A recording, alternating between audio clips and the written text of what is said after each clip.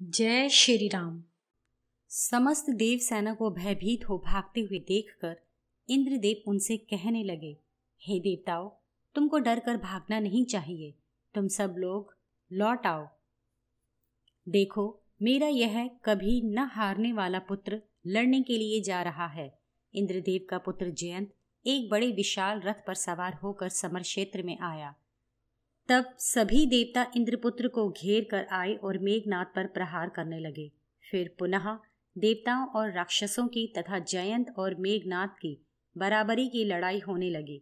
इतने में मेघनाद ने मातली पुत्र गोमुख के, जो जयंत का रथ हाँक रहा था, उसके बहुत से स्वर्ण भूषित बाण मारे। इसके जवाब में जयंत ने भी मेघनाद और उसके सारथी को बाणों से मारकर घायल कर दिया।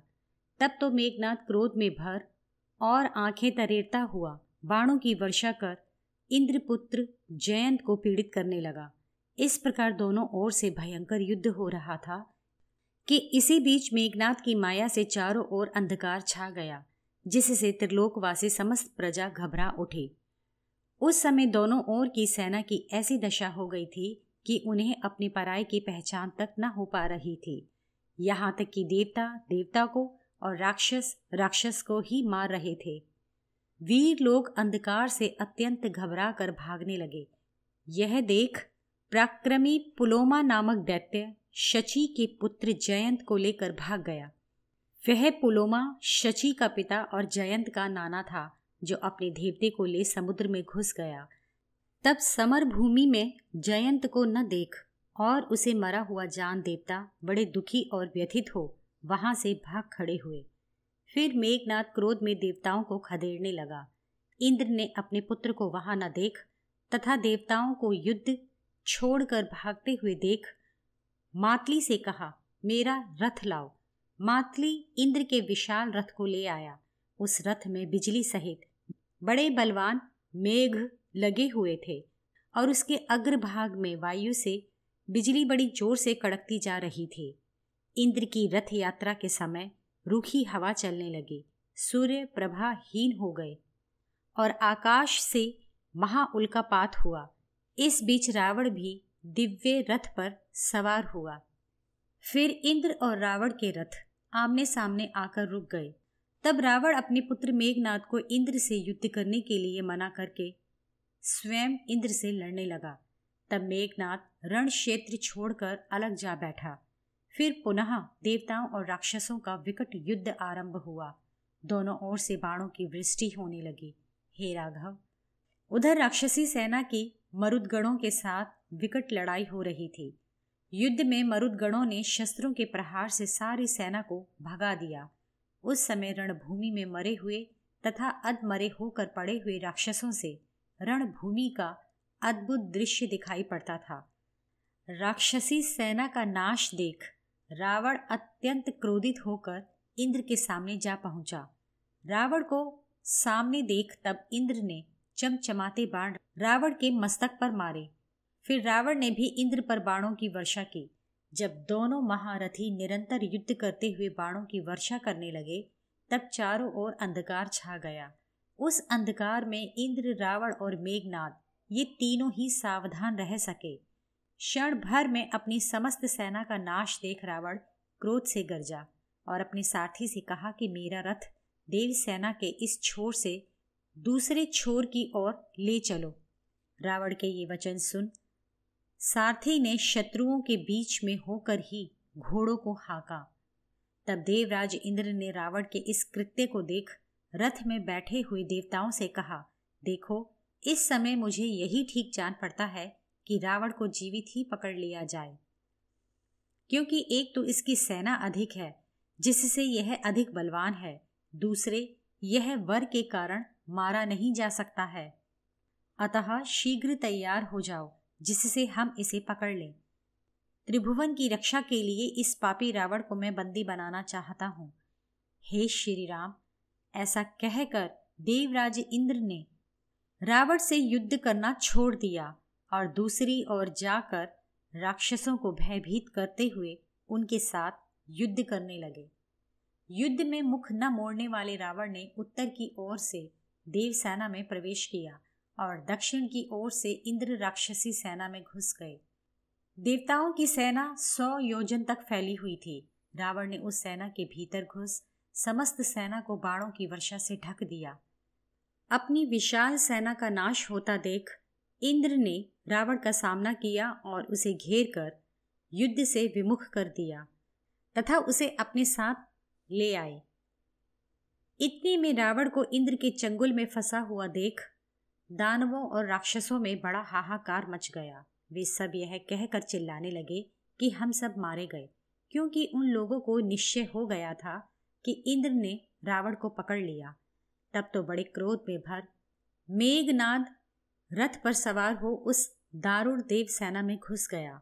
पूर्व काल में महादेव जी से वरदान में जो माया मेघनाद ने पाई थी, उसी माया को प्रकट कर देव सेना में घुस वह देवताओं को खदेड़ने लगा। फिर वह समस्त देवताओं का पीछा करना छोड़ अकेले इंद्र पर झपटा, क्योंकि इंद्र मेघनाद को न देख सके। देवताओं के प्रहार किए जाने पर मेघनाद कवच रहित हो गया, फिर भी वह जरा भी न विचलित हुआ। फिर उसने पहले उत्तम बाण मातली के मारे, फिर बाणों की वर्षा कर उसने इंद्र को पीड़ित किया। तब इंद्र रथ और सारथी को छोड़ ऐरावत पर सवार हो मेघनाद को ढूंढने लगे, किंतु वह महाबली माया द्वारा प्रकाश में अदृश्य हो रहा था। वह इंद्र को अपनी माया में फंसाकर उन पर बाणों की वृष्टि कर रहा था। जब उसने जाना कि इंद्र थक गए, तब वह माया से इंद्र को बांधकर अपनी सेना में ले गया। यह देख देवता चिंतित हुए, क्योंकि मायावी मेघनाद इंद्र को बांधकर तो ले गया, पर स्वयं अदृश्य ही रहा, उसे कोई भी न देख सका। यद्यपि इंद्र स्वयं अनेक प्रकार की माया जानते थे, फिर भी मेघनाद बलपूर्वक उनको पकड़कर ले गया। इतने में समस्त देवताओं ने क्रोध में भर बाणों की वृष्टि कर रावण को विकल कर उसे युद्ध से विमुख कर दिया। आदित्य और वसुओं के बीच में फंस रावण ऐसा पीड़ित हुआ कि उसमें उस समय लड़ने की शक्ति न रह गई। बाणों की वर्षा से रावण की देह छिन्न भिन्न हो गई थी। तब मेघनाद अपने पिता रावण की दशा देख और स्वयं अदृश्य रहकर यह बोला, हे तात, हम लोग जीत गए, अब युद्ध समाप्त हो गया। मैंने त्रिलोकी के स्वामी इंद्र को पकड़ लिया है। अब देवताओं का अभिमान चूर चूर हो गया। अब आप तीनों लोकों का भोग कीजिए और अपने शत्रु इंद्र को बंदी गृह में बंद कर दीजिए। अब आपका युद्ध करना व्यर्थ है। तब देवताओं ने युद्ध बंद कर दिया। मेघनाद के ये वचन सुन और इंद्र को लिए बिना देवता वहां से चल दिए। रावण अपने पुत्र के ऐसे वचन सुन और रण से लौटकर आदर सहित पुत्र से बोला, हे पुत्र, अति बलवान पुरुष की तरह पराक्रम प्रकट कर तूने मेरे कुल और वंश का गौरव बढ़ाया है। तूने आज इंद्र सहित देवताओं को भी जीत लिया। अब तू इंद्र को रथ पर चढ़ा और अपनी सेना को साथ ले लंका को ले जा। मैं भी तेरे पीछे पीछे अपने मंत्रियों को साथ ले आता हूँ। फिर मेघनाद इंद्र को पकड़कर सेना और वाहनों सहित अपने भवन को लौट आया और लौटने पर उसने सैनिकों को भी अपने अपने घरों को लौट जाने की आज्ञा दी। इस प्रकार जब इंद्र पकड़कर लंका में ले जाए गए, तब ब्रह्मा जी को आगे कर समस्त देवता लंका में पहुँचे। उस समय पुत्र और भाइयों सहित बैठे हुए रावण से आकाश में स्थित ब्रह्मा जी ने शांतिपूर्वक कहा, हे वत्स, मैं तेरे पुत्र के पराक्रम से संतुष्ट हूँ। यह तो तुमसे भी बढ़ चढ़कर पराक्रमी है।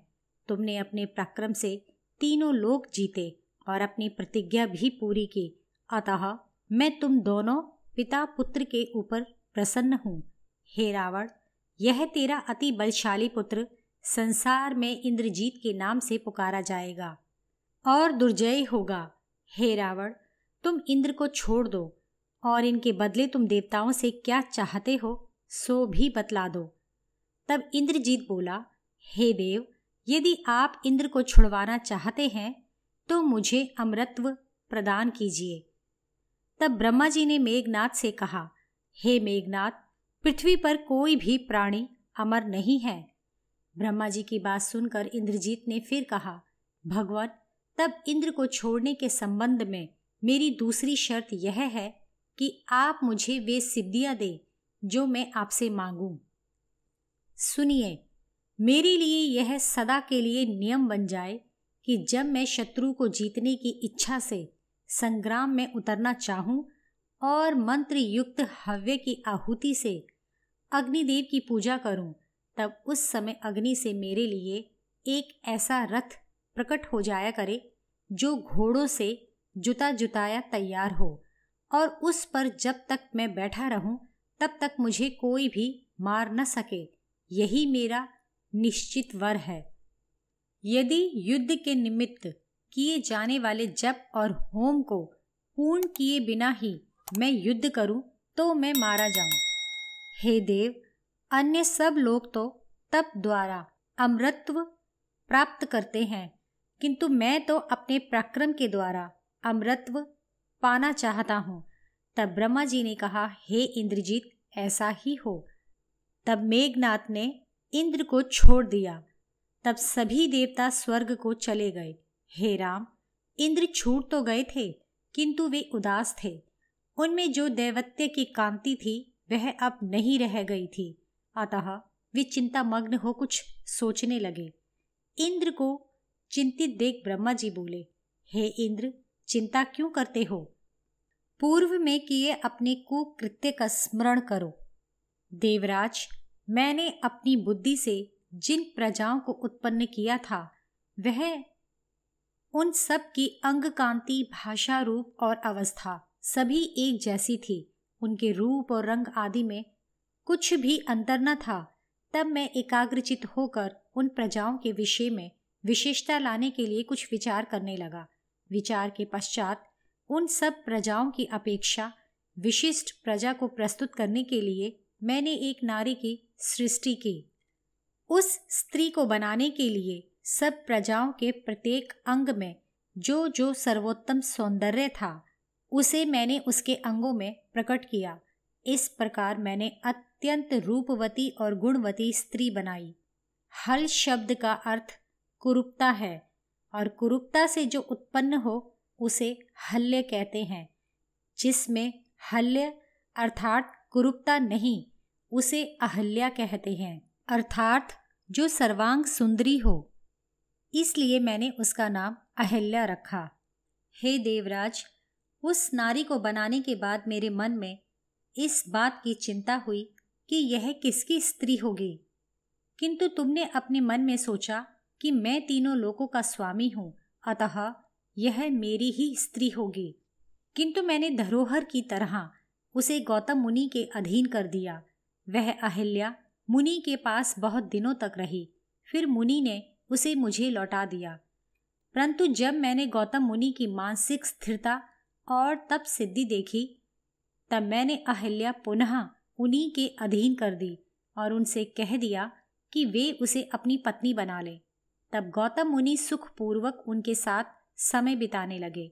इस प्रकार अहिल्या को गौतम की स्त्री बना देने पर देवता उसकी प्राप्ति की आशा छोड़ बैठे, किंतु तुम काम के वशवर्ती हो क्रुद्ध हुए और ऋषि आश्रम में जाकर तुमने अग्नि शिखा के समान उस स्त्री को देखा और तुमने काम से पीड़ित हो और क्रोध में भर उस स्त्री का सतीत्व नष्ट किया।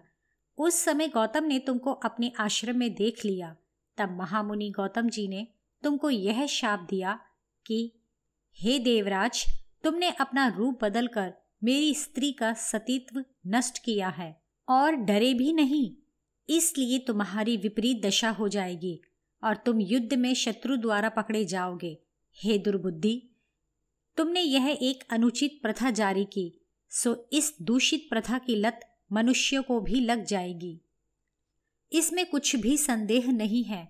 अतः जो पुरुष यह जार कर्म करेगा उसके आधे पाप के तुम भागी होंगे और आधा पाप उस जार कर्म करने वाले को लगेगा, क्योंकि इसको आरंभ करने वाले तुम ही हो।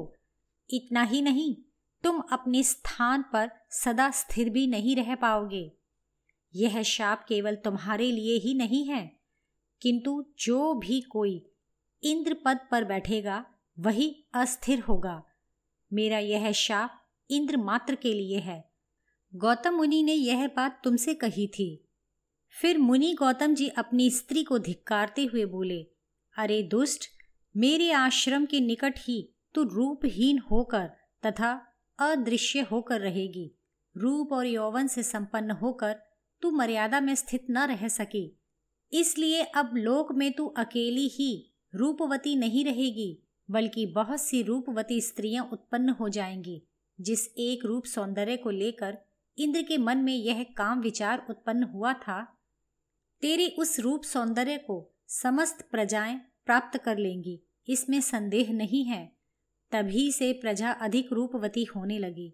यह शाप सुन अहल्या ने मुनि को प्रसन्न करने के लिए कहा, हे ब्रह्म ऋषि, देवराज ने आपका ही रूप धारण करके मुझको कलंकित किया है। मैं उसे पहचान न सकी, अतः अनजाने में मुझसे यह अपराध हुआ है। मेरी इच्छा से नहीं, इसलिए आप मुझे क्षमा करें और मुझ पर प्रसन्न हो। अहल्या के इन वचनों को सुन गौतम जी ने कहा, ब्राह्मणों के हित के लिए भगवान विष्णु मनुष्य देह धारण कर इक्ष्वाकु वंश में उत्पन्न होंगे। वे महातेजस्वी महारथी इस संसार में राम के नाम से प्रसिद्ध होंगे तथा वन में आएंगे। हे भद्रे, उनका दर्शन करके तेरे पाप दूर होंगे। वे श्री राम जी ही तेरे इस किए हुए पाप को दूर कर सकेंगे। उनका आतिथ्य करके जब तू मेरे निकट आएगी, तब तू पुनः मेरे साथ रहने योग्य हो सकेगी। यह कहकर वे ब्रह्म ऋषि फिर अपने आश्रम को चले गए। तब से अहल्या ने भी बड़ा तप करना आरंभ किया। हे इंद्र, गौतम जी के शाप से ही तुम्हारी यह दशा हुई है, अतः तुम अपने उस दुष्कर्म को याद करो। हे इंद्र, उसी शाप के कारण शत्रु ने तुमको पकड़ा है। अब तुम सावधानी पूर्वक शीघ्र वैष्णव यज्ञ करो। उस यज्ञ के करने पर शुद्ध होकर तुम फिर देवलोक में जा सकोगे। हे देवराज, युद्ध में तुम्हारा पुत्र जयंत मारा नहीं गया है, उसे तुम्हारे ससुर पुलोमा समुद्र में ले गए हैं। यह सुनकर इंद्र ने वैष्णव यज्ञ किया। उस यज्ञ के प्रभाव से वे पवित्र हो स्वर्ग में गए और पुनः राज्य आसन पर विराजे। हे रघुनंदन, इंद्रजीत इतना बली था कि उसने देवराज इंद्र को जीत लिया था। अगस्त्य मुनि की ये बातें सुनकर श्री राम और लक्ष्मण को बड़ा आश्चर्य हुआ। तब श्री राम जी ने अगस्त्य जी से कहा कि आपने जो कहा वह सत्य है, क्योंकि मैं ये सब बातें सुन चुका हूँ। अंत में अगस्त्य जी बोले, हे राम, जिस रावण ने इंद्र को तथा उनके पुत्र जयंत को युद्ध में हरा दिया था, उस लोक कंटक रावण की उत्पत्ति कथा यही है। फिर श्री राम जी विस्मित हो अगस्त्य जी से बोले, हे भगवान, क्रूर स्वभाव वाला रावण जब पृथ्वी पर घूमता रहा था, तब उस समय इस पृथ्वी पर कोई वीर राजा या अन्य कोई राजपुरुष नहीं था जो रावण को दबा सकता था। क्या उस समय सब राजाओं का तेज और बल नष्ट हो गया था, या वे उत्तम शस्त्रों को चलाने की विद्या नहीं जानते थे, जिससे वे सब रावण से हार गए। श्री राम जी के इन वचनों को सुन ऋषि अगस्त्य जी हंसकर बोले, हे पृथ्वीपति, जब रावण राजाओं को पीड़ित करता हुआ पृथ्वी पर घूम रहा था, तब वह घूमते घूमते स्वर्ग के समान उस माहिष्मतिपुरी में पहुंचा, जहां सदा अग्निदेव वास करते थे। वहां का राजा अर्जुन भी अग्नि के प्रभाव से अग्नि के ही समान था। हैहय वंश के अधिपति राजा अर्जुन स्त्रियों के साथ जिस दिन नर्मदा पर जल विहार करने गए, उसी दिन रावण भी वहां पहुंचा और उसने अर्जुन के मंत्रियों से पूछा, राजा अर्जुन कहाँ हैं? शीघ्र बतलाओ। मैं रावण हूं तथा मैं उसके साथ युद्ध करना चाहता हूं। सबसे पहले तुम उसे मेरे आने की सूचना दो। यह सुन राजा अर्जुन के मंत्रियों ने रावण से कहा कि इस समय महाराज राजधानी में नहीं है। रावण यह सुनकर उस पुरी को छोड़ विंध्याचल पर्वत पर आया। प्राकृतिक संपदाओं से भरे पूरे उस पर्वत को देखते देखते रावण नर्मदा नदी पर पहुंचा। वह पवित्र नदी स्वच्छ पर्वतों पर बहती और पश्चिम समुद्र में गिरती थी। नर्मदा नदी के तट पर पहुंच रावण तुरंत पुष्पक विमान से नीचे उतरा। फिर वह अपने मंत्रियों सहित अनेक मुनियों से सेवित नर्मदा के रमणीय तट पर बैठ गया।